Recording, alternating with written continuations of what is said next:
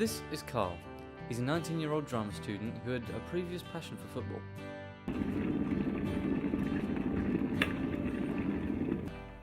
Carl came out at 16 years old. Since then, he's found it difficult to participate in sports such as football. When I was younger, I enjoyed the outdoors and being outside, so football was always a great way to get out there and an excuse to go to the park and stuff, and especially during the summer when it's sunny.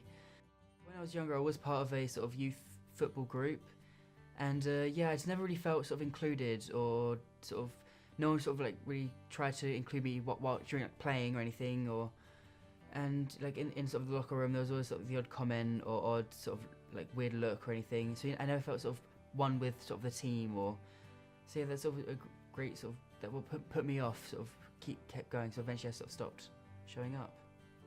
According to a recent survey, 47% of people said that they'd heard homophobic abuse at matches. That means that even in 2017, people aren't being treated equally, especially when it comes to fans and football.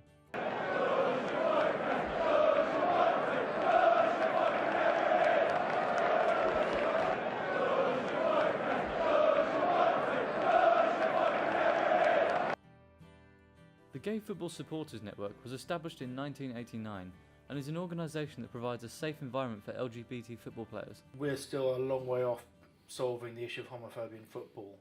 If you look at the issue of racism in football, for example, the Kick It Out campaign, which had a lot of time and money invested in it, has been going for over 20 years now, and we still have a problem with racism in football. So it would be naive to think that the issue of homophobia is going to go away quickly. 18% of people surveyed said that gay players should keep it to themselves. I think homophobia is still kind of strong in in sort of communities, but I think it's mainly it comes from the fans really, not so much the media or the stars themselves. I think it comes from fans, or the homophobic slurs and sort of comments that are made, and from in the stands and stuff.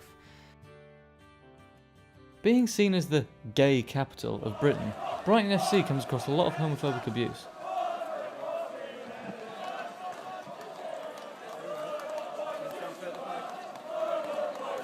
This is an installation by a Finnish artist made for the Brighton Pride Festival, with escorted football fans shouting abuse at it. It's abuse like this that Brighton and Hove Albion have to deal with every match.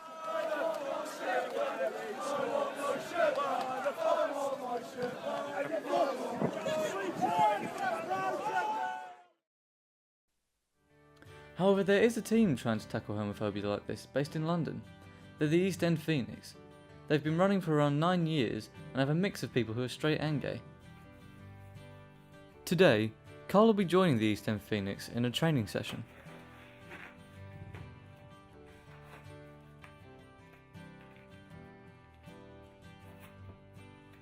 I think to take part in this football team would be so cool, to sort of finally feel included in a team, especially in a sport that I actually enjoy. I think it'd be great to go back to that sort of sport, and hopefully can re-spark my old passion for it.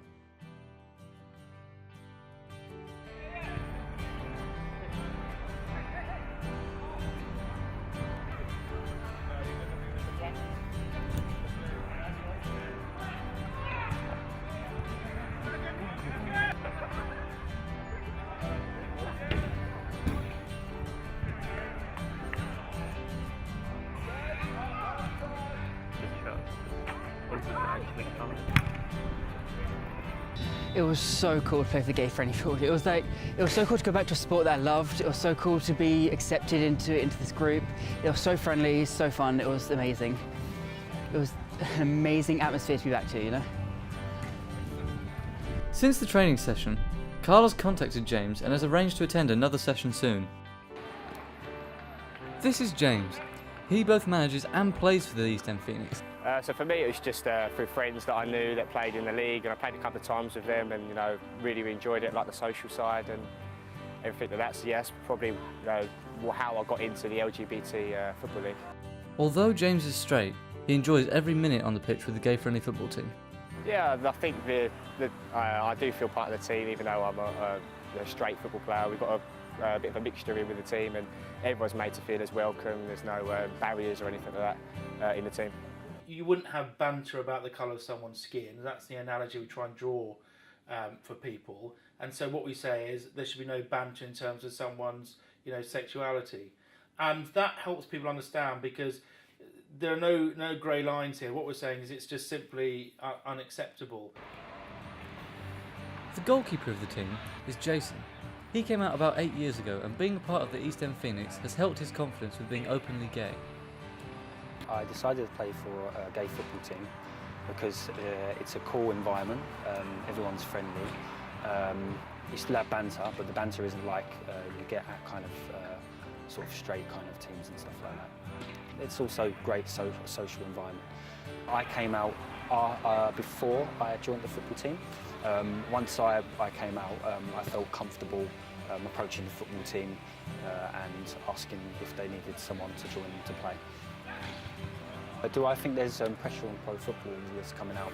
I do, yeah. I think there's a great amount of pressure. I think the pressure is simply them being sort of idols. They're big idols in this country, and people look up to them. So I can sort of imagine for them to come out is a big, massive thing, particularly with all the prejudice at matches. It's still rife, it's still an issue. So I think it would be a big pressure on them. Anybody choosing to be openly gay as a Premiership football player would know that they'd be under the intense scrutiny of the media spotlight. They'd have to step onto a field where 40,000 fans would know about their sexuality and perhaps want to comment upon it. I'm entirely confident that there are gay Premiership football players. Pure statistics tell you that must be right. So, will homophobia ever end in football? Or will it always be a constant presence within the sport? I think that it's going to be a number of years before we're rid of homophobia, if we're ever rid of it.